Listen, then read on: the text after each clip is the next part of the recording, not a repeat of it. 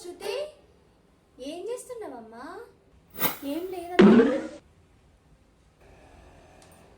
ఏం కావాలమ్మా? ఎందుకు ఏడుస్తున్నావు? అది కొన్ని డబ్బులు కావాలి. పిచ్చి పిల్ల, గిదింకే ఎవరన్నా బాధపడతారా? ఉండు, తీసుకో.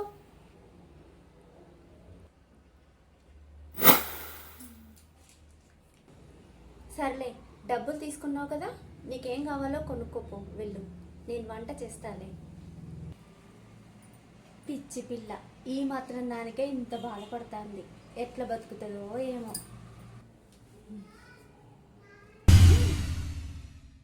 అది కాదు పిచ్చిది, నేను పిచ్చిదాన్ని.